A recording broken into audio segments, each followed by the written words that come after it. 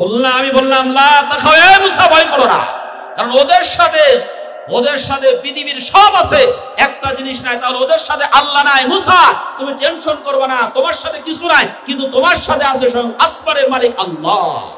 আর যাদের সাথে আল্লাহ থাকে তাদের সাথে কোনো ব্যক্তি পাল্লা দিয়ে কোনোদিনও পারে না। বললা লা তাখাও, মুসা তুমি ভয় পেও না, ইন্নাকা আনতাল আ'লা, আমি আল্লাহ বলছি আজকে তুমি বিজয় হবে।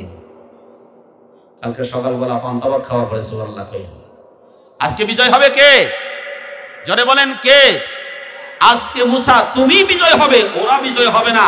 5ই আগস্টে তোমরা 140 দ্বারা কারফিউ জারি করে মাঠে নামো, জালিম পিছনের দরজাটা পালাইতে বাধ্য হবে, তোমরাই আজকে বিজয় হবে। আপনারা আন্দোলনের সময় দেখেছিলেন একজন বাগিনী মেয়ে, সে বলেছে পিছনে ফিরে যাওয়ার সুযোগ নাই, পিছনে পুলিশ, সামনে বিজয়, সুতরাং পিছনে তাকানোর সুযোগ নাই, সামনের দিকে চলো, বিজয় তোমাদেরকে হাত ছাড়িয়ে দিয়ে ডাকতেছে। মুসা টেনশন করো না, তুমি বিজয় হবে।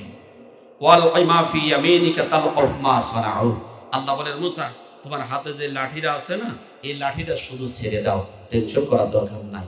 লাঠিটা ছেড়ে দেওয়া মাত্র এত বিশাল বড় হা করেছে, ওরা যত সাপ বিচ্ছু ইত্যাদি ইত্যাদি বানাইছিল, মুসা আলাইহিস সালামের এই সাপটা ছেড়ে দেওয়ার পরে, যে সাপটা, এই লাঠিটা ছেড়ে দেওয়ার পরে যে সাপটা হয়েছিল, এই সাপ ওদের যাবতীয় জাদু সব গিলে ফেলছে।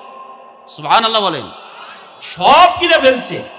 আল্লাহ বলছেন তাল অফ, গিলে ফেলানো, মা সানাউ, ওরা যা বানাইছে সব গিলে ফেলছে মুসা আলাইহিস সালামের এই লাঠিটা। এখন এই মুসা আলাইহিস সালাম যে লাঠিটা ছেড়ে দিয়েছিলেন, সাপ হয়েছিল, এই সাপের মুখের মাঝখানে যে প্রশস্ততা ছিল, এটা ছিল 40 গজ হা করছিল। কয় গজ? এখন বলেন এটা মাপলে কেমনে? সূরা আনআম 44 এবং 45 নম্বর আয়াত। আল্লাহ এরপরে বলছেন জালিমদের যখন গোড়া কেটে যাবে তখন তোমরা সকলেই প্রশংসা করবে কার? আরো জোরে বলেন কার? আলহামদুলিল্লাহি রাব্বিল আলামিন, যাবতীয় প্রশংসা আসমান জমিনের একচ্ছত্র স্রষ্টা যিনি, রব যিনি, সেই রবের প্রশংসা, কারণ তিনি জালিমদের গোড়া কেটে দেওয়াইছে। কথা কি বোঝা গেছে? এখন আমার উপর রাগ করে লাভ নাই, যদি সাহস থাকে সূরা আনআমের এই 2টা আয়াত কলম নিয়ে আসেন, আমরা কেটে দিই। ও আয়াতই থাকার দরকার নাই, আমাদের বিরুদ্ধে আয়াত আসছে, ও আয়াতই এখানে রাখবো না। আসেন কেউ? থাকলে আসেন, এখানে আসেন, কলম লাগবে না, আমার কাছে কলম আছে, আপনি হাত দিয়ে একটু কেটে দিন। আসেন তো, যদি তাই না কেটে দেন তাহলে আয়াত থাকবে যতক্ষণ এই আয়াতের আলোচনা চলবে, জোরে বলেন চলবেও ততক্ষণ। রাজি আছেন তো? সুতরাং এখান থেকে শিক্ষা হলো, যারা আলেমদের সাথে বেয়াদবি করে, জুলুম নির্যাতনের স্টিম রোলার চালায়, এই সমস্ত জালিমদের কোনো রেহাই নাই। এরা যেমন এই জালিমরা নির্যাতন করার কারণে মুক্তি পায় না, আগামী দিনেও যদি কোনো জালিম নির্যাতন করে, আলেম ওলামাদের উপর জুলুম নির্যাতন স্টিম রোলার চালায়, ইসলামী আন্দোলন যদি ব্যান করতে চায়, আলেম ওলামাদের সাথে যদি ব্যঙ্গাত্মক কোনো শব্দ ব্যক্ত করে, তাহলে ওই জালিমদেরও তেমনই পরিণত হবে। আরো কথা বলেন ঠিক না ঠিক? মুলক শব্দের অর্থ রাজত্ব বা ক্ষমতা। মুলক শব্দের অর্থ কি? রাজত্ব বা ক্ষমতা। মুলক শব্দের এই সূরা মুলকের 5টা নাম রয়েছে, এর মধ্যে একটা হলো মুলক। মুলক মানে ক্ষমতা, মুলক মানে পাওয়ার, মুলক মানে রাজত্ব। সুতরাং রাজত্বের নামে একটা সূরা আছে, যেহেতু কোরআনে রাজত্বের নামে সূরা আছে, সেহেতু ওই রাজত্ব আলেমদের ধরা দরকার আছে না নাই?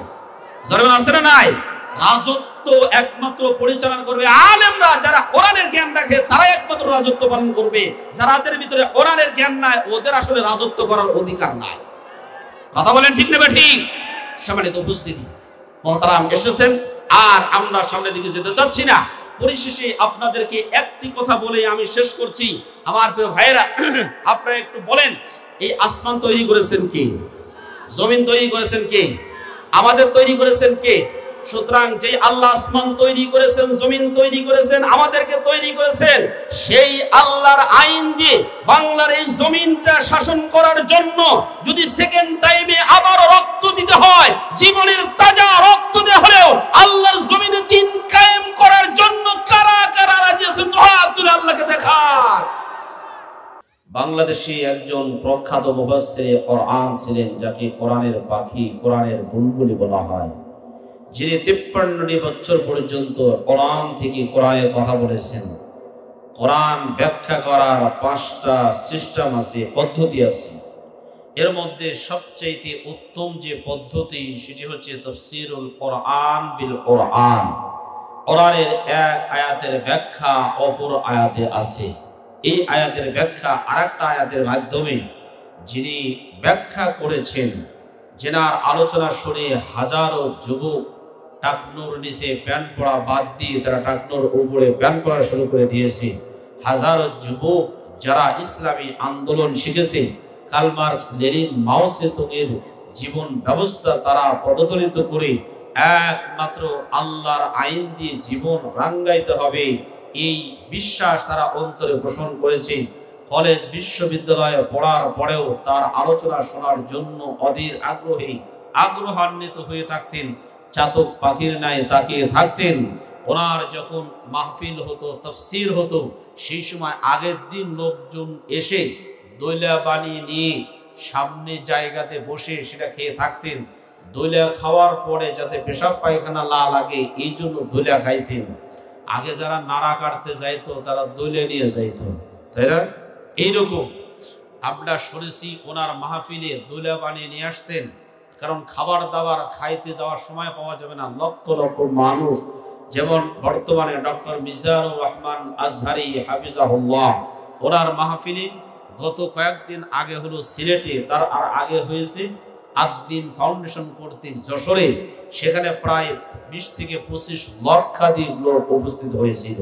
সিলেটের এমসি কলেজ মাঠ সবচেয়ে বড় কলেজ মাঠ, এই মাঠ ভরে গিয়ে আরো কানায় কানায় লোক হয়েছিল। এখানেও প্রায় 20 থেকে 22 লক্ষ লোকের সমাগম হয়েছিল।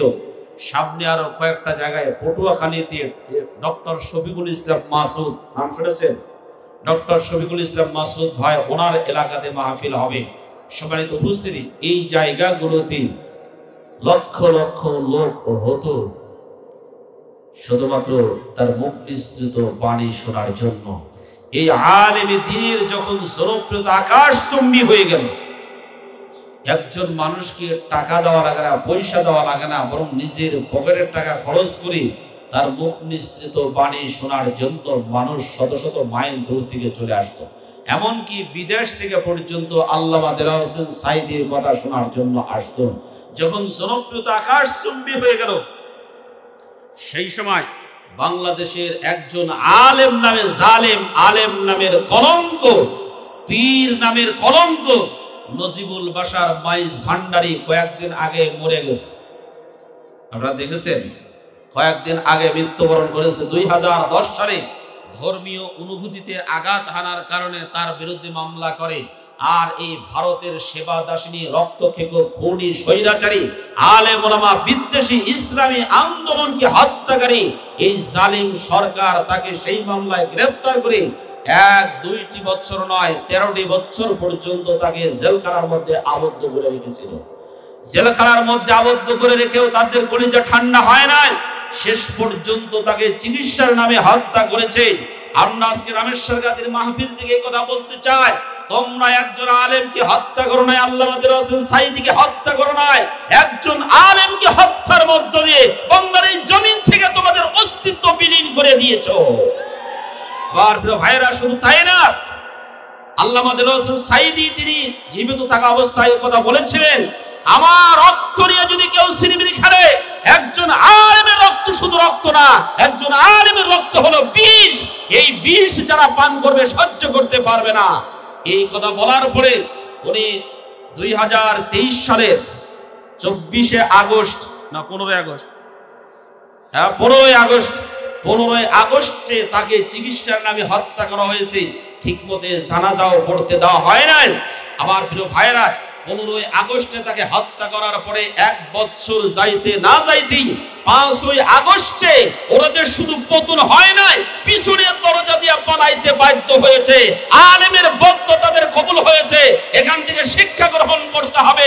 আলেম ওলামাদের বিরুদ্ধে যারা লাগবে, বাংলার জমিন আল্লাহ তাদের লাঞ্ছিত করবেন ইনশাআল্লাহ। সবাই তো ভাইরা আমার, ওনারা চলে গেছে। ফেরাউন চলে গেলেও ফেরাউনের নাতিপুতিরা নতুন করে খুশি জাগায়। ডক্টর মিজানুর রহমান আজহারি উনি যশোরে গিয়ে মাহফিল করতে গিয়ে একটা কথা বলেছিলেন, একদল লুটি ফুটে খেয়েছে, আর এক দল খাওয়ার জন্য প্রস্তুত আছে।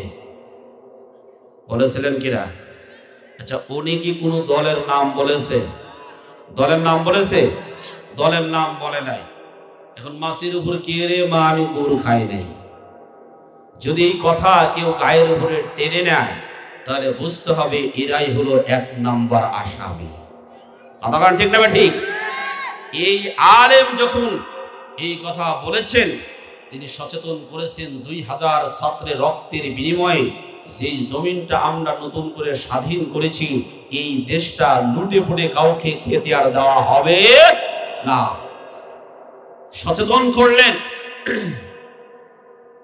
পরে বাংলাদেশের একজন অনেক বড় লিডার উনি বললেন, একটা আলোচনাতে গিয়ে বলছেন, ওই যে আজহারি মাজহারি, ওই যে কি জানে আছে আজহারি মাজহারি, নাম ভালো মতো নিতে পারে না। এত বড় একজন আলেম, আল্লাহ যাকে সম্মান দেয় তাকে পাও ধরে নিচের দিকে কেউ নামাইতে পারে না। পাও ধরে টানাটানি করলে পায়ের ধুলা চোখের মধ্যে গিয়ে চোখ নষ্ট হয়ে যায়। কথাখান ঠিক কিনা? আজহারি মাজহারি ভালো মতো নাম নিতে পারে নাই, তাকে নিয়ে অনেক কুড়ুবাক্য করেছে। আল্লাহ তাআলা অল্প কয়েকদিনের ব্যবধানে তাকে এমন শিক্ষা দিয়েছেন, জীবনে যদি স্মরণ থাকে আর এ ধরনের বাক্য কোনোদিন বলবেন না। আপনারা দেখেছেন, আমরা চাই সবাই একসাথে মিলেমিশে থাকতে চাই, হিংসা বিদ্বেষ নয়।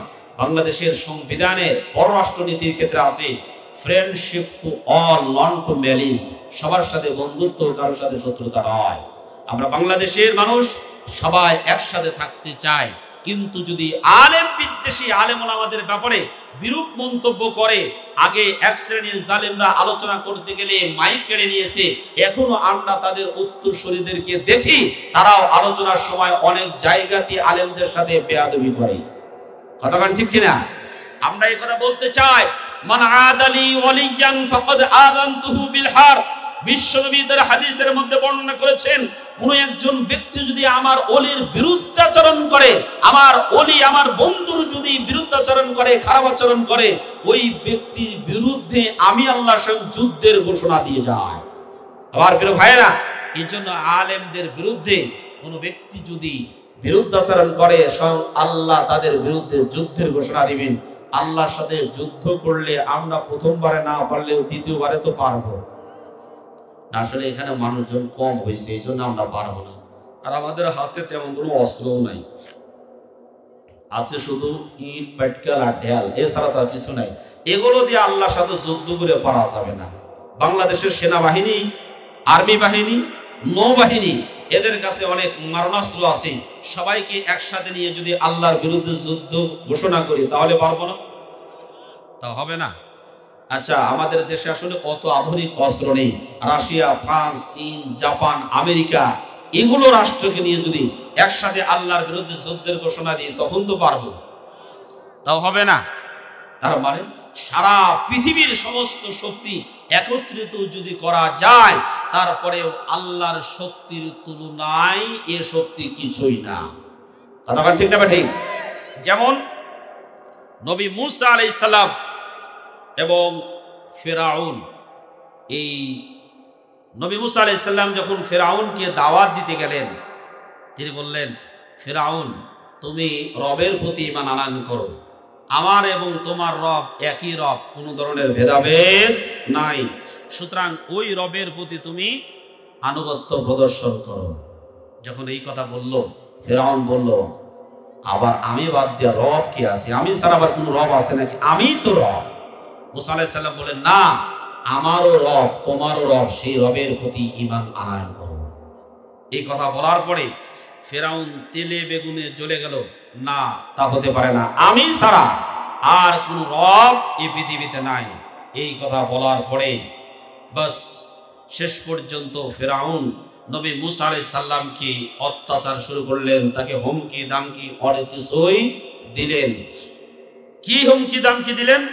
আল্লাহ রাব্বুল আলামিন কোরআনুল কারীমে এই সব কিছু ঘটনা বিস্তারিত বর্ণনা করেছেন। আমি আপনাদের সামনে শুধু সংক্ষিপ্ত পরিসরে একটুখানি বলে যাচ্ছি।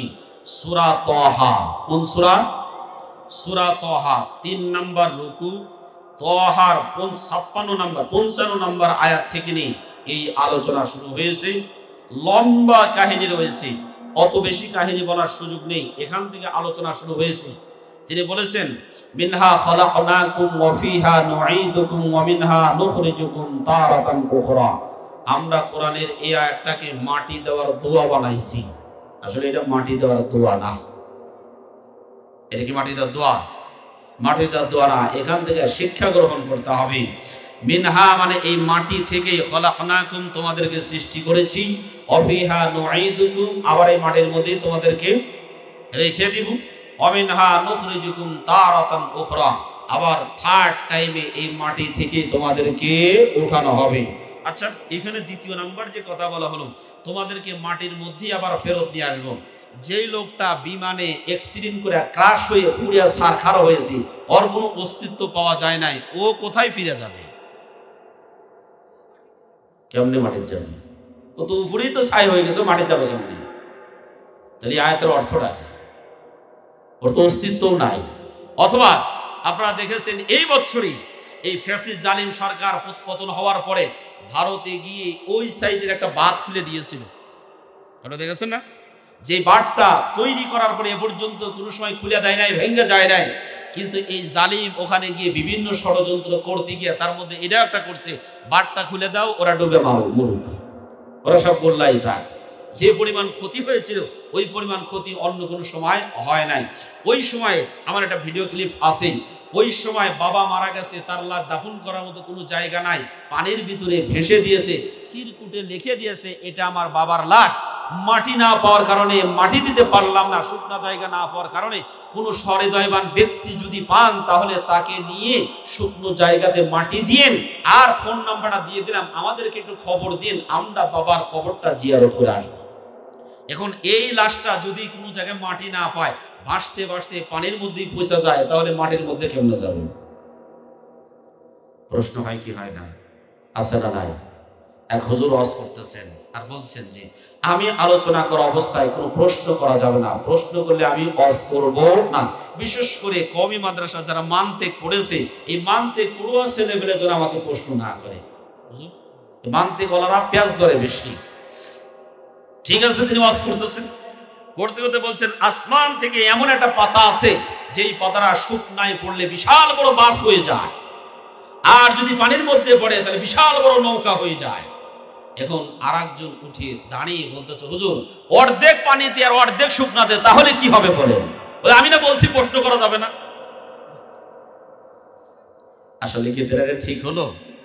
এটা প্রশ্ন তো হতেই পারে, পাতা অর্ধেক পানিতে অর্ধেক শুকনাতে পড়তেই পারে, এটারও তো একটা সমাধান আছে, আছে না নাই? অবশ্যই সমাধান আছে, সমাধান দিতে হবে। আসলে ওই পর্যন্ত তার জানা নাই, এই জন্য বলছে সমাধান আছে না নাই? এখানে অফিহা নুঈদুকুম, ও বেচারা পানিতে ভেসে ভেসে পচে গেল, আসমানে ক্রাশ হয়ে গেল, আর কোনোদিন ফিরে আসতে পারলো না। মঙ্গল গ্রহে মানুষ যায় কি যায় না? তো সেখানে যাদের মৃত্যু হয়ে যায়, ও যদি আর আসতে না পারে তাহলে কি হবে? ও মাটি পাবে কোথায়? সমস্যার সমাধান আছে না নাই? সম্মানিত উপস্থিতি, ওয়াফিহা নুঈদুকুম এর অর্থ হলো, শুনে এটা একটা বলা হয় ওয়ালিল আকসারি হুকমুল কুল, বলা হয় অধিকাংশ যেই দিকে সেদিকে লক্ষ্য করে একটা হুকুম দেওয়া হয়। আশহাজু কাল্লাদের, এটা আরবি একটা প্রবাদ বাক্য আছে, অল্প সংখ্যক গণনার বাইরে এটার জন্য কোনো নীতিমালা নাই। Exceptional is that is not a rules. Exceptional পৃথক মানে বিপরীত ধর্মী কোনো কাজের আসলে কোনো নিয়ম থাকে না, প্রয়োজনের কোনো নিয়ম নাই। প্রয়োজনের কোনো নিয়ম আছে? প্রয়োজনের কোনো মাসলাও নাই। যখন যেমন প্রয়োজন তো মাসলাও তেমন হয়, এটা মনে রাখবেন। এর অনেক মানে ডিপলি বিষয়, ওদিকে যাচ্ছি না। ওয়াফিহা নুঈদুকুম এর একটা অর্থ এটা হতে পারে অধিকাংশ মানুষ মারা যাওয়ার পরে তাদেরকে মাটির ভিতরেই দেওয়া হয়, এই জন্য এই কথাটা উল্লেখ করা হয়েছে। 2 নম্বর হচ্ছে এরা যেখানেই পচে যাক, যদি পানির ভিতরে পচে যায়, পচে পচে এই সব কিছু সার নির্যাস শেষ পর্যন্ত মাটির ভিতরেই চলে যায়। পচে গেলে কি হয়? ওটা মাটিতে যায় না, তো শেষ পর্যন্ত তাকে মাটিতেই আবারও ফিরে আসতে হয়। এদিকে লক্ষ্য করে বলা হয়েছে। এখন চাঁদে যদি যায় মারা যায়, ওখানে তো আর মাটি নাই, তো তাহলে কি হবে? হ্যাঁ আছে না? আচ্ছা মাটি নাই মানে মাটি কি শুধু এই পৃথিবীতে আছে? পৃথিবীর মতো কোটি কোটি গ্রহ আছে না নাই? এই পৃথিবীর চাইতে 13 লক্ষ গুণ বড় সূর্য, 13 লক্ষ গুণ বড়। 13 লক্ষটা সূর্য একসাথে সুই দিয়ে গাঁথলে সেলাই দিলি যত বড় হয় তত বড় হচ্ছে সূর্য। কিন্তু এখান থেকে দেখা যায় ছোট্ট। অনুরূপভাবে চাঁদে যদি মানুষ যায় সেখানেও মাটির সন্ধান পাওয়া গেছে। এই কোরআন সারা পৃথিবীবাসীর জন্য, শুধুমাত্র দুনিয়াতে আমরা মানুষ আছি আমাদের জন্য না, অন্য কোথাও যদি কোনো কিছু থেকে থাকে তাদের জন্য কোরআন। কথা বলেন ঠিক কিনা? বহু ব্যাখ্যা রয়েছে। যাই হোক, ওইদিকে আমি যাচ্ছি না। মুসা আলাইহিস সালামের কথা বলতেছিলাম। শেষ পর্যন্ত যখন মুসা আলাইহিস সালাম বললেন আমার এবং তোমার রব একই রব, অন্য কোনো রব বলতে কিচ্ছু নাই, তখন সে রেগে গিয়ে অনেক কথা বলল। বলার পরে শেষ পর্যন্ত বলতেছে ফালানা ক্বালা আজিতানা লিতুখরিজানা মিন আরদিনা বিসিহরিকা ইয়া মূসা। সে বলতেছে, ফেরাউন বলতেছে ক্বালা আজিতানা, সে বলল তুমি কি আমাদেরকে আমাদের কাছে নিয়ে আসছো, লিতুখরিজানা আমাদেরকে বের করে দেওয়ার জন্য, মিন আরদিনা আমাদের দেশ থেকে, বিসিহরিকা ইয়া মূসা, হে মূসা তোমার জাদুকর্মের মাধ্যমে তুমি কি আমাদেরকে আমাদের দেশ থেকে বের করে দিতে চাও?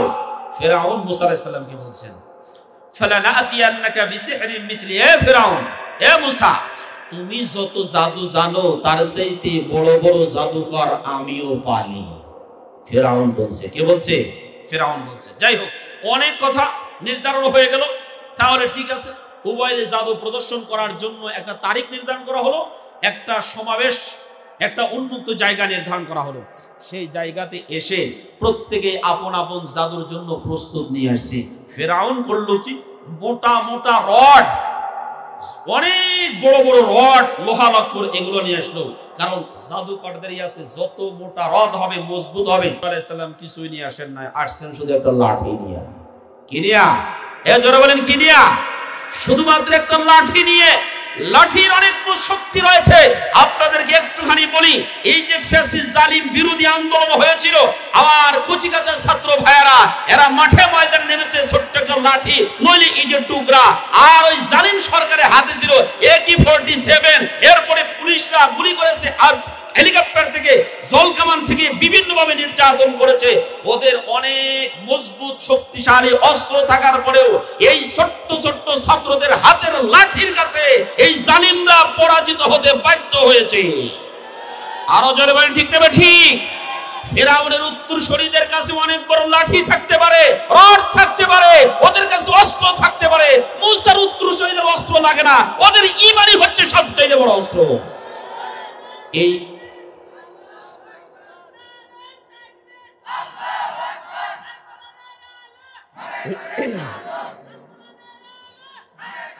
আবার প্রিয় ভাইরা, সবাই যখন একত্রিত করে ফেললো, এখন ফেরাউন বলছে মুসা তুমি আগে জাদু দেখাবা না আমি দেখাবো? মুসা আলাইহিস সালাম বলে তোমরা আগে দেখাও, তোমাদের শক্তি বেশি, অনেক বড় বড় অস্ত্র নিয়ে আসছো। ঠিক আছে, এগুলো সব কোরআনের আয়াত, যা বলছি আসলে সময় নেই এই জন্য বলতে পারছি না, আমার মূল পয়েন্টের দিকে যেতে হবে। ঠিক আছে, দুইজন এবার ফাজমিউ কাইদাকুম সুম্মা আতু সাফা।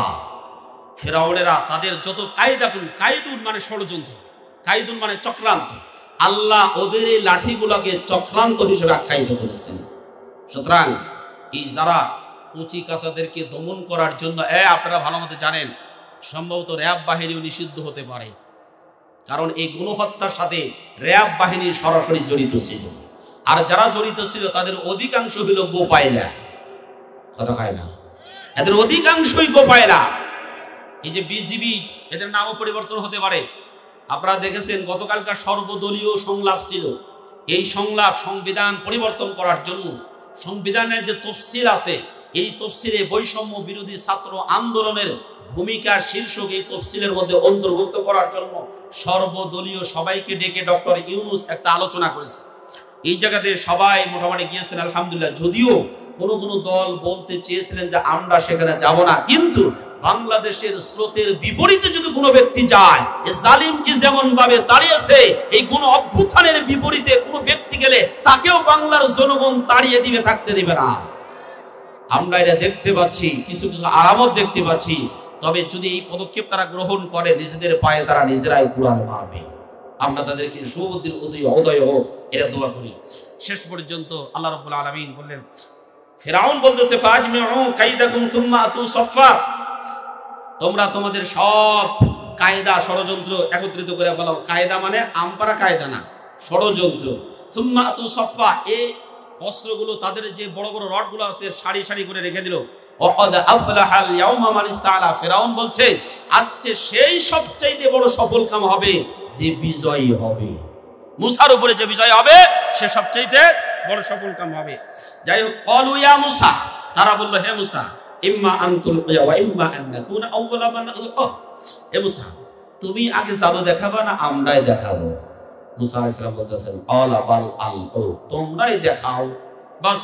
ফাইদা হিবালুহুম ওয়া আসিয়ুহুম ইখায়্যালু ইলাইহি মিন সিহরিহিম আল্লাহা তাসা, তখন তাদের হিবালুন মানে রশি, এই মোটা মোটা রশি, ওয়া আসিয়ুহুম এবং তাদের অন্যান্য যে উপকরণ আদি ছিল এই সবগুলা, ইখায়্যালু মানে জাদুটা হচ্ছে আসলে মানুষের এই কি বলে এটা, ওই চোখ ভেলকি যেটাকে বলে না, কি বলে যেন বাংলা একটা, হ্যাঁ এই চোখ ভেলকি, খেয়াল বলা হয় কল্পনা বশত। কল্পনা জিনিসের বাস্তবতা নেই, কল্পনা জিনিসের বাস্তবতা নাই। এই ইখায়্যালু খেয়াল থেকে এসেছে, কল্পনা জিনিসের অস্তিত্ব নাই। ইখায়্যালু ইলাইহি মিন সিহরিহিম আন্নাহা তাসা, মানুষ তারা চোখ দিয়ে ধারণা করতে পারলো যে এগুলা সাপ হয়ে সব দৌড়াদৌড়ি করতেছে, তাসা দৌড়াদৌড়ি করতেছে। ফাওজাসা ফি নাফসি খিফাতা মুসা, মুসা আলাইহিস সালাম এই এত বড় বড় সাপ দেখে একটু অন্তরে ভয় পেয়েছিলেন হালকা।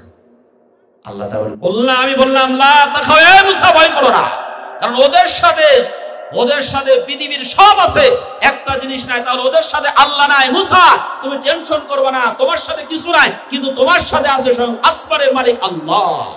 আর যাদের সাথে আল্লাহ থাকে তাদের সাথে কোনো ব্যক্তি পাল্লা দিয়ে কোনোদিনও পারে না। কুল্লা লা তাখা, মুসা তুমি ভয় পেও না, ইন্নাকা আনতাল আ'লা, আমি আল্লাহ বলছি আজকে তুমি বিজয়ী হবে। কালকে সকালবেলা পান্তাভাত খাওয়ার পরে সুবহানাল্লাহ কই, আজকে বিজয় হবে কে? জোরে বলেন কে? আজকে মুসা তুমি বিজয় হবে, ওরা বিজয় হবে না। 5ই আগস্টে তোমরা 140 দ্বারা কারফিউ জারি করে মাঠে নামো, জালিম পিছনের দরজাটা পালাইতে বাধ্য হবে, তোমরাই আজকে বিজয় হবে। আপনারা আন্দোলনের সময় দেখেছিলেন একজন বাগিনী মেয়ে, সে বলেছে পিছনে ফিরে যাওয়ার সুযোগ নাই, পিছনে পুলিশ, সামনে বিজয়, সুতরাং পিছনে তাকানোর সুযোগ নাই, সামনের দিকে চলো, বিজয় তোমাদেরকে হাত ছাড়িয়ে দিয়ে ডাকতেছে। মুসা টেনশন করো না, তুমি বিজয় হবে। ওয়াল কাইমা ফি ইয়ামিনিকা তালকাফ মা সানাউ, আল্লাহ বলেন মুসা তোমার হাতে যে লাঠিটা আছে না, এই লাঠিটা শুধু ছেড়ে দাও, টেনশন করার দরকার নাই।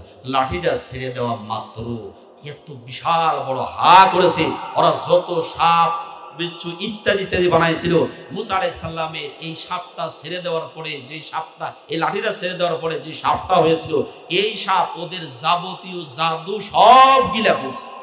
সুবহানাল্লাহ বলেন, সব গিলে ফেলছে। আল্লাহ বলছেন তাল অফ, গিলে ফেলানো, মা সানাউ, ওরা যা বানাইছে সব গিলে ফেলছে মুসা আলাইহিস সালামের এই লাঠিটা।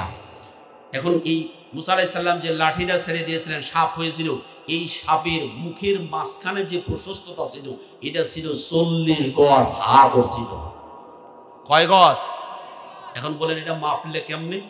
যে এটা কোরআনের আয়াতে উল্লেখ নাই, মুফাসসিরে এটা একটা জরিপ করেছেন, ব্যাখ্যাতে এসেছে এটা ফিরআউন মুসা আলাইহিস সালামের এই জাদু দেখার জন্য ওর যে বিল্ডিং আছে সেই বিল্ডিং এর উপর উঠে বসে আছে। বিল্ডিং এর উপর আগেই ওঠে নাই। মুসা আলাইহিস সালাম যেই মুহূর্তে লাঠিটা ছেড়ে দিয়েছে, এই লাঠি যখন সাপ হয়েছে, এর যে ফুসফুসানির আওয়াজ, এই আওয়াজের কারণে ফিরআউন তরাইশা হয়ে ওই বিল্ডিং একদম উপরে উঠে গেছে। এখন মুসা আলাইহিস সালামের লাঠির যে সাপটা, এই সাপের নিচের সোয়াল আর উপরের সোয়াল, উপরের সোয়াল আর নিচের সোয়ালের মাঝখানে 40 গজ এরকম ফাঁকা ছিল। 40 গজ যদি হা করে, ওর ভিতরে আর কিছু যাইতে বাদ থাকে? আমান তামান নৌকা শুদ্ধ ওর ভিতরে চলে যাবে। এখন কেমনে করলো, কেমনে বুঝলো, মাপ করলো কেমনে? ফিরআউনের যে বিল্ডিংটা ছিল এটা ছিল 40 গজ লম্বা। মুসা আলাইহিস সালামের এই সাপের নিচে এক পাটি, ঠোঁটটা নিচে এক পাটি, আর উপরের যে পাটিটা ছিল এটা ফিরআউনের ওই ছাদ পর্যন্ত হয়েছিল। এখান থেকে তারা একটা মেজারমেন্ট করে মেপে বের করেছে। যাই হোক, সত্যবিদ আল্লাহু আলাম। তবে বাস্তবতা অনেক আছে। সবগুলো জাদু খেয়ে শেষ করে ফেললো মুসা আলাইহিস সালামের এই মুআজিজা। ওদের হলো জাদু, মুসা আলাইহিস সালামের হলো মুআজিজা। নবীদের জাদু হয় না, নবীদের হয় মুআজিজা। মুআজিজার বাস্তবতা আছে, মুআজিজা অলৌকিক ঘটনা যা সবাই পারে না। মুআজিজার লঙ্গার লাস্টিং আছে, স্থায়িত্বতা আছে। জাদুর কোনো স্থায়িত্বতা, এই যে আপনাদের সমাজে বেলকিবাজি দেখায় এরকম করে ফু করে টাকা বানায় না, মানে টাকা দিয়ে ভরে ফেলতেছে, বানায় কি বানায় না? তো ও যদি টাকায় বানাইতে পারবো তো ভিক্ষা করতে আসছে কেন? ও তো বাড়িতে বসে বসে টাকা বানাইতে পারতো। কতক্ষণ ঠিক না ঠিক? ও বাড়িতে বসে যদি টাকার মেশিন এরকম বানায় গুডাউন ভর্তি করতো, কেউ কি মানা করতো? মানা করতো না। তার মানে এটার অস্তিত্ব নাই। যাই, অনেক আলোচনা, এদিকে আমি যেতে চাচ্ছি না। যে কথা আপনাদেরকে বলার জন্য এতদূর পর্যন্ত নিয়ে আসছিলাম, কোন কথা থেকে আসলাম মনে আছে আপনাদের? মনে আছে? এই যে আলেমদেরকে যারা নির্যাতন করে, আলেমদের সাথে যারা খারাপ আচরণ করে, তাদেরকে আল্লাহ রাব্বুল আলামিন দুনিয়ার বুকে শাস্তি দেন। ফিরআউন শেষ পর্যন্ত নবী মুসা আলাইহিস সালামকে হত্যা করার ষড়যন্ত্র করলো। কোরআনের সবগুলো আয়াত আছে। হত্যা করার ষড়যন্ত্র করলো, এত জুলুম নির্যাতন করলো, শেষ পর্যন্ত অতিষ্ঠ হয়ে তিনি তার দলবল নিয়ে চলে গেলেন নদীর দিকে। নদীর কাছে যাওয়ার পরে ফিরআউনের বাহিনী পিছন থেকে তাদেরকে ধাওয়া করছে। নবী মুসা আলাইহিস সালামের 6 লক্ষ অনুসারী ছিল, সামনে নদী, পিছনে শত্রু বাহিনী, বাঁচার কোনো পথ নেই।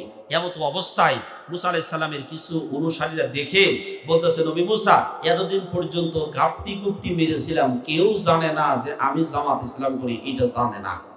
কিন্তু আজকে যখন 4ই আগস্ট বের হয়েছি, আওয়ামী লীগের সব লোক দেখে ফেলছে এই লোকটা জামাত ইসলাম করে, এই লোকটা বিএনপি করে, এই লোকটা অমুক করে, আমাদের নৌকার পার্টির কেউ না। সুতরাং 5 তারিখে যদি ওদের গণেশ পোল্ট্রি না খাইতো, 4 তারিখে যারা যারা আন্দোলন করছিল তারা সব গাবতলা যা থাকতো। কতক্ষণ ঠিক না ঠিক? গাবতলা গিয়ে থাকা লাগতো। এখন গাপটি গুপটি মেরে ওই মিছিলে যাইতো, কিন্তু অনেকে আছে গাপটি গুপটি মেরে মিছিলের ভিতরে মাস্ক টাস্ক পরে থাকতো যাতে কেউ না আসেনি। ছিল কি ছিল না? এরকম ছিল। এখন মুসা আলাইহিস সালাম যখন একবারে কাছাকাছি 2 সৈন্যবাহিনী এসে গেছে, তখন অনুসারী একজন বলছে, ফালাম্মা তারা আল জামাআনি ক্বালা আসহাবু মুসা ইন্না লামুদরাকুন। 2টা দল যখন কাছাকাছি এসে গেছে, মুসা আলাইহিস সালামের এক সাহাবী বলতেছে, নবী মুসা, কাম শেষ, এবার আর রেহাই নাই। সরকার যে ঘোষণা দিছে, যার কাছে যা আছে তাই নিয়ে 5 তারিখে নামতে হবে। কথা হয় না? বলছে কিনা? সুতরাং এদের কাছে অস্ত্র শস্ত্র সব বেশি, পুলিশ, আর্মি বাহিনী, র্যাব বাহিনী, সীতা কোবরা সব তো তাদের। আমরা খালি হাত পায়ে নেমে মরা ছাড়া কোনো বুদ্ধি নাই, উপায় আর নাই। গতকালকে নামছিলাম, ভিডিও করছে, আজকে যদি না নামি তবুও বিপদ, নামলেও বিপদ আছে না নাই? বিপদ আছে। নবী মুসা, এতদিন পর্যন্ত গাপটি গুপটি মেরেছিলাম, ভালোই ছিলাম, আজকে ধরা পড়ে গেছি। নবী মুসা তখন বলছেন, দেখেন নবীদের ঈমান আর আমাদের ঈমান আকাশ পাতাল পার্থক্য। মুসা আলাইহিস সালাম বলছেন, ক্বালা কাল্লা ইন্না মা'ইয়া রাব্বি সায়াহদিন। এ আমার অনুসারী কখনো বিচলিত হবে না। আমার রব আমাকে ধ্বংস করার জন্য, বের হওয়ার জন্য পাঠায় নাই। আমার রব আমাদের সাথে আছে, সুতরাং তিনি অবশ্যই আমাদেরকে কোনো একটা পথ দেখাবে। বাস এই কথা বলার পরে আল্লাহ রাব্বুল আলামিন বলেন, ফাআওহাইনা ইলা মুসা আনিদরিব বিআসাকাল বাহার। ওই যে লাঠির কথা বলছিলাম, হে নবী মুসা, তোমার হাতে যে লাঠিটা আছে, লাঠিটা দিয়ে সাগরের বুকে একটা আঘাত করো। আচ্ছা, লাঠি দিয়ে পানির উপরে বাড়ি দিলি ও কি ভাগ হয়ে যায়? ভাগ হয়? মোটেই ভাগ হয় না। তো মুসা আলাইহিস সালামকে কেন বাড়ি দিতে বললেন? ওসিলা, এটা একটা মাত্র ওসিলা। বাস যেই মুহূর্তে বাড়ি দিলেন, সঙ্গে সঙ্গে 12টা রাস্তা হয়ে গেল। সুবহানাল্লাহ বলেন। কটা রাস্তা? 12টা রাস্তা হলো। প্রশ্ন হতে পারে 12টা কেন হলো? নবী মুসা আলাইহিস সালাম বনি ইসরাঈলের 12টা গোত্র ছিল, তারা যেন আপন আপন রাস্তাতে যেতে পারে, অথবা এতগুলো লোক এক রাস্তাতে গেলে পাড়াপাড়ি হুড়াহুড়ি হতে পারে, এই জন্য 12টা রাস্তা, একদম প্লেন পরিষ্কার রাস্তা। সবাই রওনা দিলেন নদীর মধ্যে দিয়ে রাস্তা। কে পারে? এর জন্য বলেন, বানাইতে পারেন কে? যে আল্লাহ নবী মুসা আলাইহিস সালাম তার উত্তরসূরিদেরকে রক্ষা করার জন্য নদীর ভিতর দিয়ে রাস্তা করে রক্ষা করলেন, ওই আল্লাহ এখন আছে না নাই? আরো জোরে বলেন, আছে না নাই? সুতরাং ভয়ের কারণ নাই, টেনশনের কারণ নাই। ওয়ালা তাহিনু ওয়ালা তাহজানু ওয়া আনতুমুল আ'লাউনা ইন কুনতুম মুমিনিন। মাঠে ময়দানে ইসলামের কথা বলতে থাকেন। আগামী দিনের সংসদ হবে কোরআনের সংসদ। দল, আগামী দিনের যেই দলটা সংসদে যাবে তারা হলো কোরআনওয়ালাদের দল। চিৎকার করে বলুন ঠিক কিনা? টেনশন করার কোনো কারণ নাই, শুধুমাত্র ইমানি মজবুতি নিয়ে মাঠে ময়দানে কাজ করে যান। ইসলামী আন্দোলন ছাড়া, কোরআনের পক্ষে অপক্ষ অবলম্বন করা ছাড়া কবরের ভিতরে মুক্তি পাওয়া যাবে না। এই কথাগুলো মানুষদেরকে বোঝান। আমরা কারো বিরুদ্ধাচরণ করতে চাই না, তবে মুসলিম বলে দাবি করলে, কোরআন বাদ দিয়ে অন্য কোনো সংবিধান কেউ মানতে চাইলে কমপক্ষে কবরের মধ্যে গেলে রাসূল তাকে আপন দলে নেবে না। আমরা আসবো ইনশাআল্লাহ।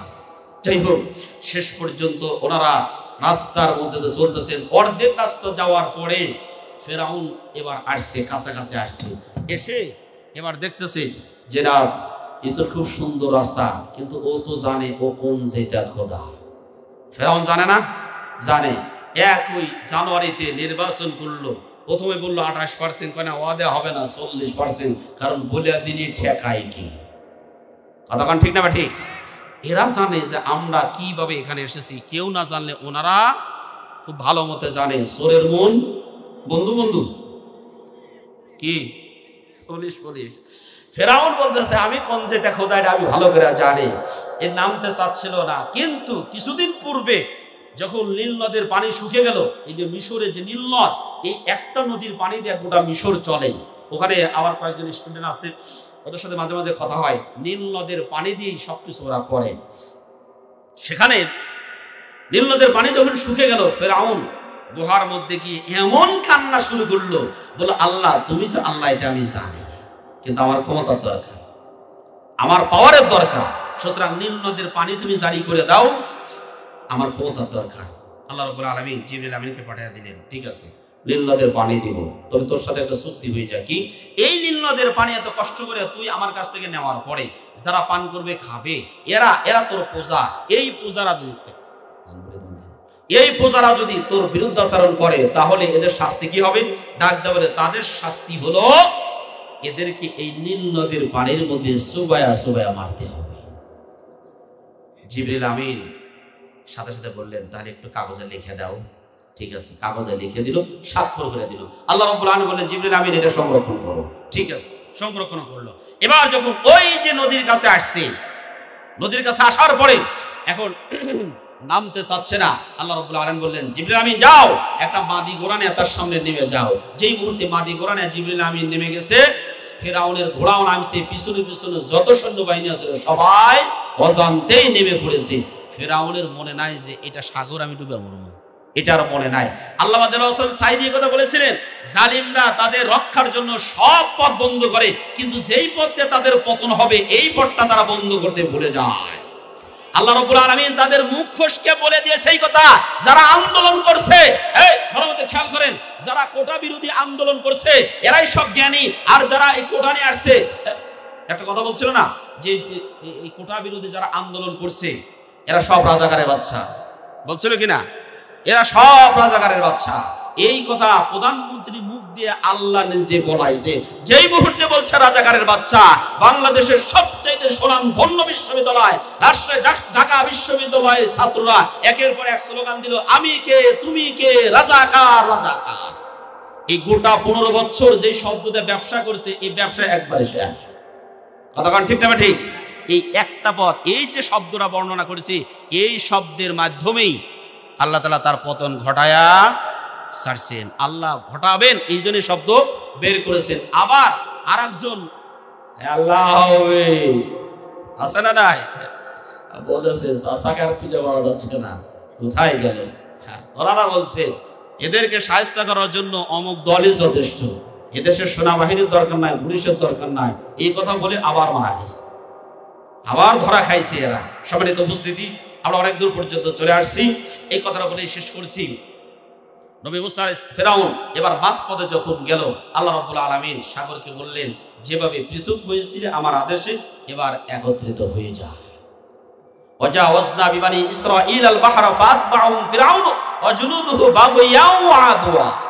দুইটা কারণে তাদেরকে ধ্বংস করেছেন আল্লাহ।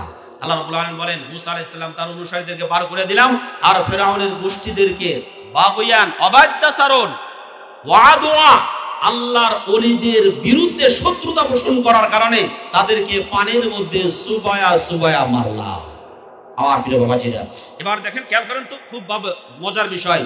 যেই মুহূর্তে পানিগুলো চতুর্দিক থেকে চাপ দিচ্ছে, ফেরাউন এবার বলতেছে আমান্তু বনু ইসরাইল, আমি বনু ইসরাইলরা যার প্রতি ঈমান আনছে তার প্রতি ঈমান আনলাম। আল্লাহ রাব্বুল আলামিন বলেন আল আন, এখন আকাদ আসাইতা ক্বাবলু ওয়া কুনতা মিনাল মুফসিদিন, ১,৫০০ ছাত্র মেরে এখন সংলাপ এটা খুনি। এতদিন পর্যন্ত ১,৫০০ ছাত্র প্রাণ ফিরে দিতে হবে, তারপরে এই খুনির সাথে সংলাপ, তাছাড়া কোনো সংলাপ নয়। কথা বলেন ঠিক কিনা?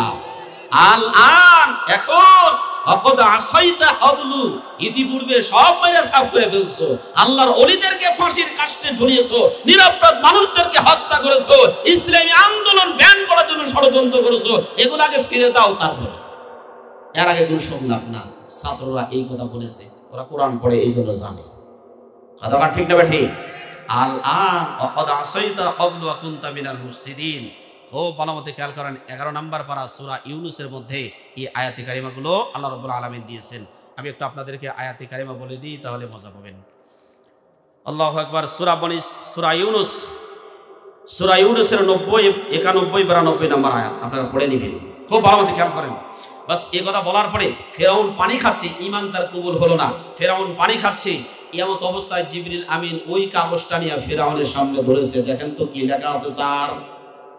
কয় যে তার খোদার অবাধ্যাচরণ করবে তাকে এই পানির ভিতরে সুবায়া মারতে হবে। বলেন তো মিস্টার সাহেব, আপনার খোদাকে, আপনার রবকে? বলে আল্লাহ। আল্লাহর আপনি অনুগতশীল না অবাধ্যাচরণ করেছেন? অবাধ্যাচরণ। তাহলে আপনার লেখা অনুযায়ী আপনাকে এই পানির মধ্যে সুবায়া মারতে হবে। কথা বলেন ঠিক না ঠিক? আমার প্রিয় ভাইয়েরা, এই কথা বলার উদ্দেশ্য হলো এইটা, যেই আন্তর্জাতিক ট্রাইব্যুনাল অপরাধ গঠন করে আল্লাহর ওলিদেরকে যেই আইনের মাধ্যমে ফাঁসির কাস্টে ঝুলিয়েছেন, একই আইনের মাধ্যমে ২০০০ ছাত্রের হত্যাকারী হিসেবে আপনাদেরকেও সেই একই ফাঁসি দিয়ে মঞ্চে চড়ানো হবে ইনশাআল্লাহ।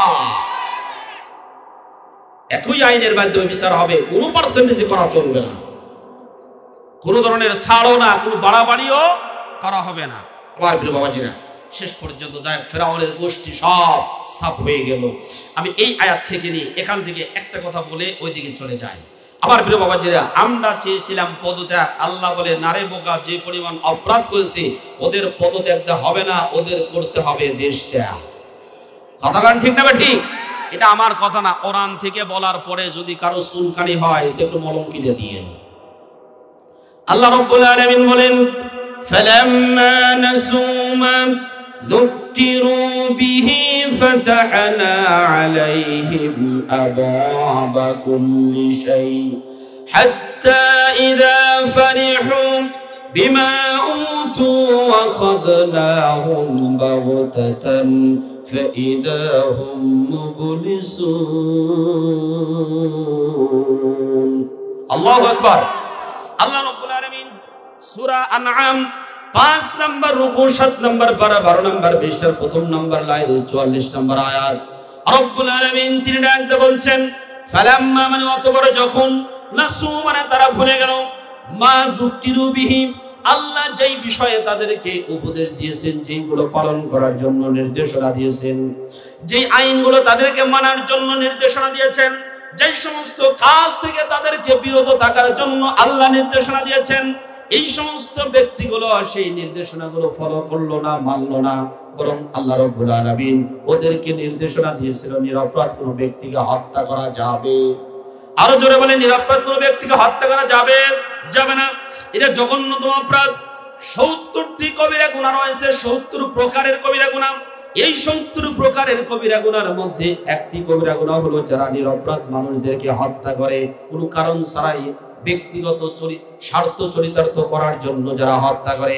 কোরআন আমাদেরকে জানিয়ে দিচ্ছেন ওয়ামাইয়াকুতুল মুমিনাম মুতাআম্মিদান ফাজাযাউহু জাহান্নামু খালিদান ফিহা ওয়াগদিবাল্লাহু আলাইহিম ওয়া লা'নাহু ওয়া আ'আদ্দা লাহু আযাবান আযীমা।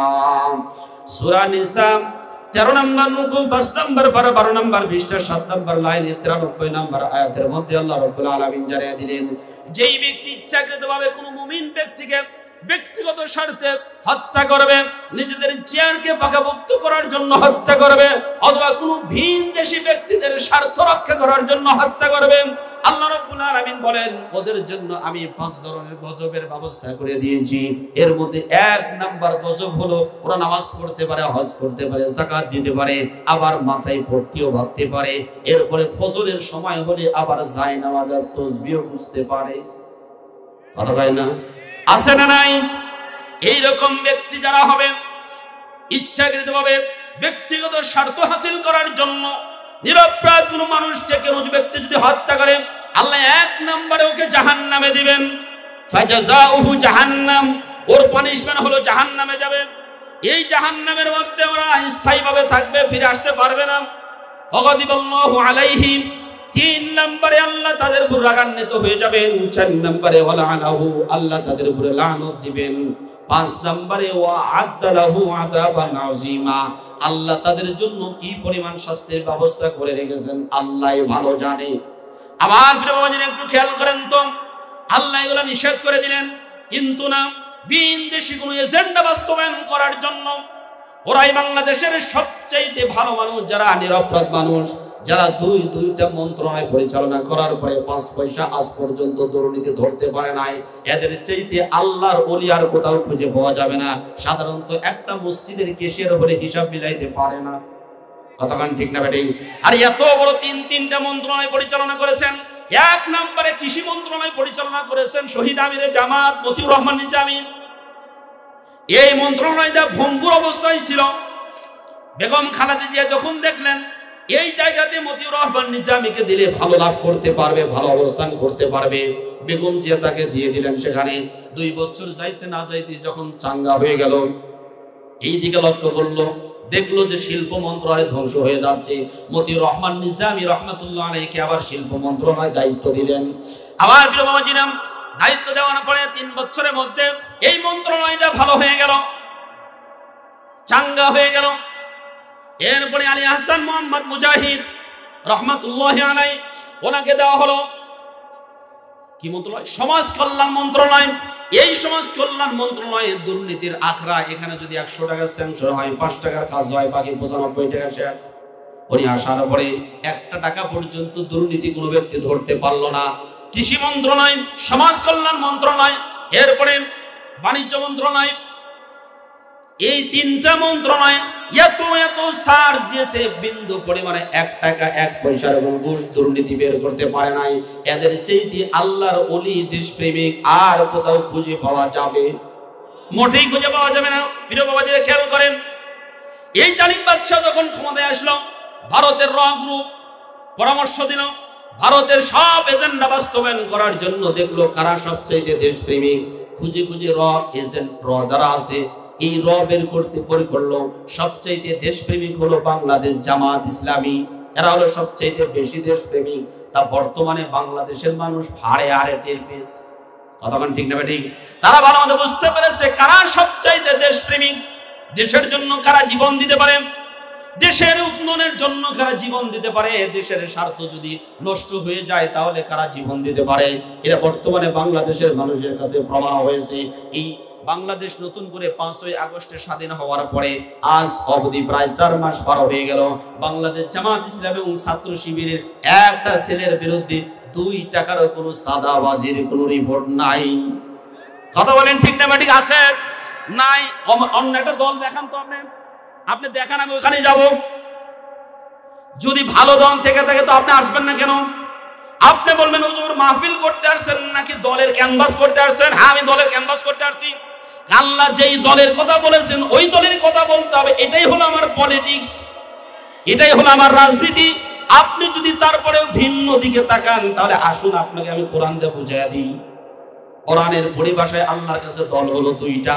আমি ওদিকে আসবো পরে, খুব জ্ঞান করবেন, ছুটে গেলে আপনারা জেনে নেবেন। আল্লাহ রাব্বুল আলামিন তিনি তাদেরকে 5টা শাস্তি দিবেন। তিনি বললেন ফালাম্মা নাসুমা যুকিরু বিহি, তাদেরকে যেই সমস্ত বিষয়গুলো নির্দেশনা দেওয়া হলো করার জন্য কিন্তু তারা করলো না, বরং উল্টাটা করলো। ফাতাহনা আলাইহিম আবওয়াবা কুল্লি শাই, চতুর্দিকে মারিং কাটিং করে, অবৈধপনা যত আছে সব করে, তারপরেও দেখে না ভালোই তো শুধু উন্নয়ন হয়। তখন ঠিক না ঠিক? এত মারিং কাটিং করে তারপরে জ্বরও আসে না, ঠান্ডাও লাগে না, কিছুই হয় না। কিন্তু আমরা যারা নামাজ কালাম পড়ি বারবার ঠান্ডা লাগে, জ্বর হয়, কিতাবি হয়, এখানে ক্ষতি ওখানে ক্ষতি ইত্যাদি ইত্যাদি হয়, কিন্তু এদের কিচ্ছু হয় না। কোরআনের দিকে তাকান, ফাতাহনা আলাইহিম আবওয়াবা কুল্লি শাই, আল্লাহ ওদের সব ধরনের মানে কামাই করে খাওয়ার সব রাস্তা ক্লিয়ার করে দেয়, আল্লাহ ক্লিয়ার করে দেন। হাত্তা ইদা ফারিহু, এই ক্লিয়ার করে অন্যায় অপকর্ম করতে করতে যখন ওদের শেয়ার পুড়িয়া যায়, হাত্তা ইদা ফারিহু, যখন ওরা আনন্দে আটখানা হয়ে যায়, আল্লাহ রাব্বুল আলামিন বলেন আখাযনাহুম বাগতাতান, ওদেরকে হঠাৎ করে আমি ধরে ফেলি, হঠাৎ করে ধরে ফেলি। এই 15টা বছর পর্যন্ত এলাকার সেরাখালি কামলাতে ভাত পাইতো না, তার বাড়িতে 3 তলার বিল্ডিং আছে না নাই? আছে। বাপরে বাপ, কি এই ওয়ার্ডের এ অমুক সিগারেট আলি, কি আলি সিগারেট আলি না, ওর পকেটের মধ্যে এখানে সিগারেট, এ পকেটে সিগারেট, প্যান্টের পকেটে সিগারেট দেয় বড়া, মুখ দেয় শুধু সিগারেটের গন্ধ, এই জন্য আমি ওর নাম দিয়েছি সিগারেট আলি। কি আলি? সিগারেট আলি। সিগারেট আলি হয়েছে একটা ইউনিট সিগারেট আলি, ওর বাড়িতে 5 তলার বিল্ডিং 3 তলা হয়েছে আর 2 তলা করবে, এরকম এরকম ভাব। একটু সামনের দিকে খেয়াল করেন। আল্লাহ রাব্বুল আলামিন বলেন ওরা যখন আনন্দিত হয়ে গেল, আনন্দে আটখানা হয়ে গেল, আল্লাহ রাব্বুল আলামিন ডাক দিয়ে বলছেন এমন সময় হঠাৎ করে আমি তাদেরকে ধরলাম মানে ভালো মতো খেয়াল করেন। এই যে কাটিয়েছি জুলাই মাসের শেষের দিকে গিয়ে তারা টেনশনের মধ্যে পড়েছে, অনেকে আখের বসিয়েছে, বিদেশে বাড়ি জমিয়েছে। 5 তারিখ যখন হয়ে গেল, এরা আনন্দে আরো আটখানা হয়ে গেল।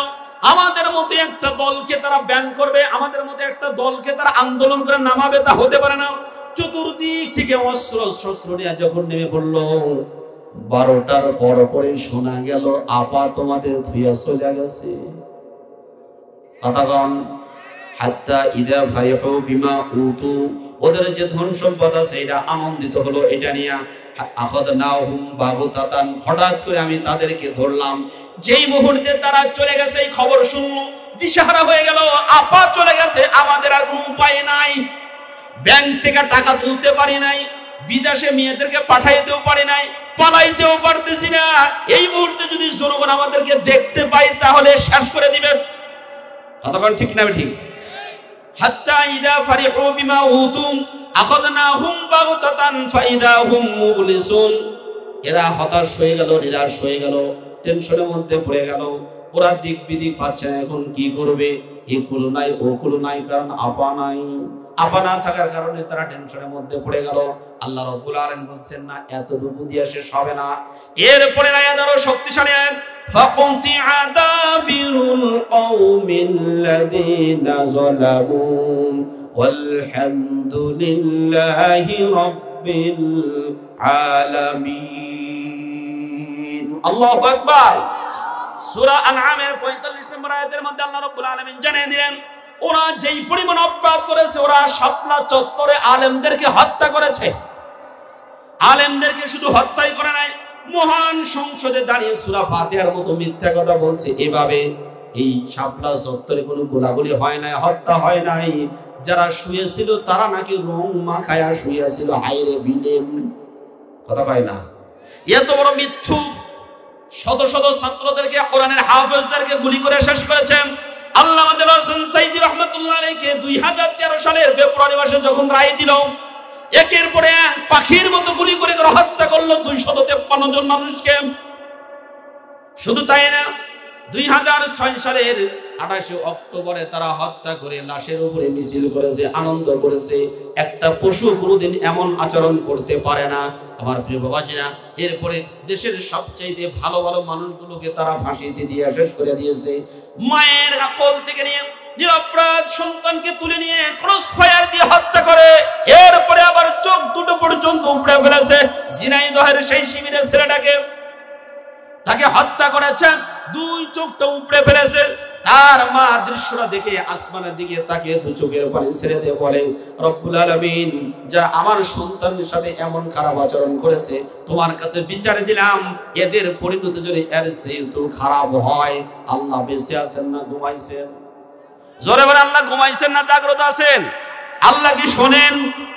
আল্লাহ রব্বুল আলামিন সেই সোহানের মায়ের আর্তনাদের কারণে আকাশ বাতাস বাড়ি হয়েছে, আল্লাহর দরবারে দোয়া কবুল হয়েছে। তার কিছুদিন পরে যাইতে না যাইতেই ঝিনাইদহের এমপি আনোয়ারুল আজম আনার ভারতে গেলেন তার পার্টনারের সাথে ব্যবসার কারণে। এই যে ভারতে গেলেন, আজ অবধি তার লাশের টুকরা পর্যন্ত খুঁজে পাওয়া যায় নাই। আল্লাহ আছে, আল্লাহ আছে। আল্লাহ রাব্বুল আলামিন বলেন, ওরা যেই পরিমাণ অপরাধ করেছে শুধুমাত্র পদত্যাগ করলে হবে না। আল্লাহ বলেন, ফাউতিয়া দাবের। আপনাদের এলাকায় বাদাল গাছ আছে না? এই বাদাল গাছ যদি এরকম পাসুন্দা কেটে দেন, পরের দিনই এতটুকু জ্বালায়।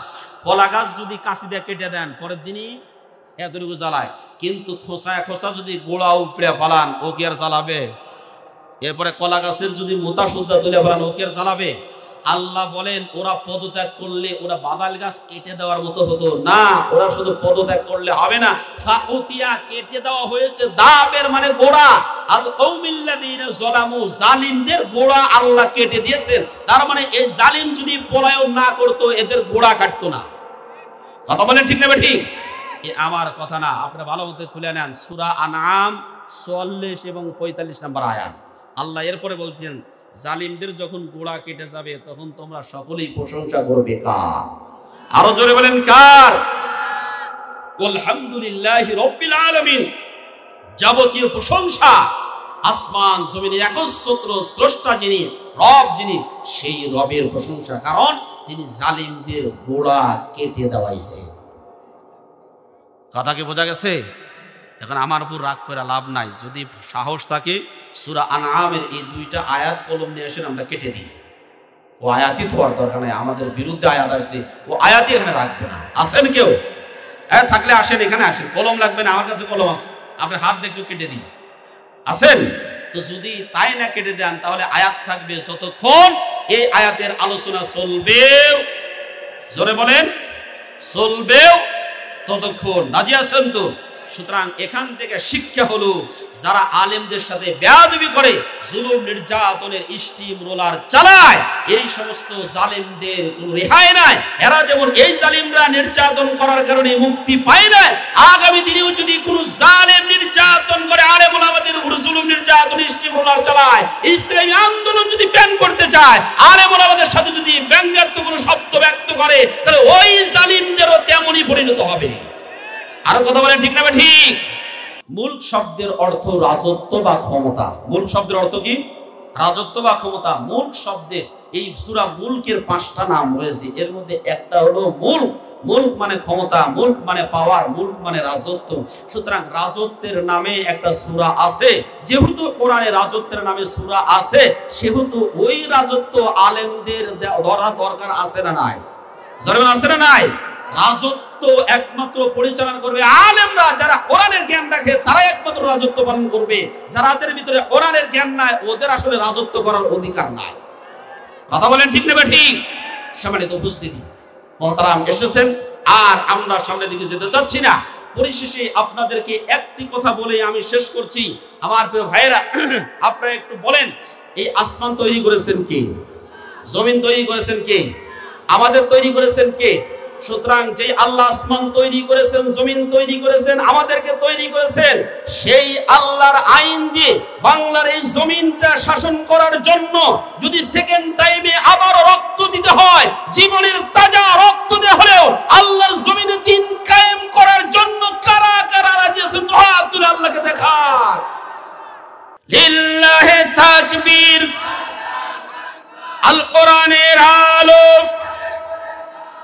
সংসদে জালো, কোরআন হাদিস যেখানে, কোরআন হাদিস নাই যেখানে, চাঁদাবাজি যেখানে, মদ জুয়া যেখানে, নারায়ে তাকবীর। আল্লাহ আমাদেরকে কবুল করুন। বিশেষ করে যুবক যারা আছে, হিলফুল ফুজুল সংগঠনের উদ্যোগে যারা যুবক আছে আমি তাদেরকে শেষ নসিহা পেশ করব, হিলফুল ফুজুল সংগঠন ভালো সংগঠন, তবে সর্বপ্রথম 5 ওয়াক্ত নামাজের এক ওয়াক্ত ছেড়ে দেওয়া যাবে না। 5 ওয়াক্ত নামাজ জামাতের সাথে আদায় করতে হবে। এরপরে ইসলামের যত ফান্ডামেন্টাল যে সমস্ত নিয়মকানুন আছে, মৌলিক নিয়মকানুন, এগুলোর একটাও ছাড়া যাবে না। যুবকরা এগিয়ে আসার কারণে বিপ্লব সাধিত হয়েছে। এই যুবকরা যদি আরেকবার জেগে ওঠে তাহলে এই জমিনে কোরআনের আইন অবশ্যই বাস্তবায়ন হবে, কেউ ঠেকাইতে পারবে না ইনশাআল্লাহ। যত বাধাই দিক, যত বিরোধিতাই করুক, বিরোধিতা সব ভেসে যাবে, ওদের হেরে যাবে ওদের হিংসা, জিতে যাবে আমাদের ভালোবাসা। আমাদের প্রচেষ্টা ইনশাআল্লাহ কবুল হবে। আল্লাহ রাব্বুল আলামিন আমাদের যুবকদেরকে কবুল করে নিন। যতটুকু আলোচনা করা হলো এখান থেকে কিছু শিক্ষণীয় বিষয় থাকলে আল্লাহ যেন আমাদেরকে সেই শিক্ষণীয় বিষয়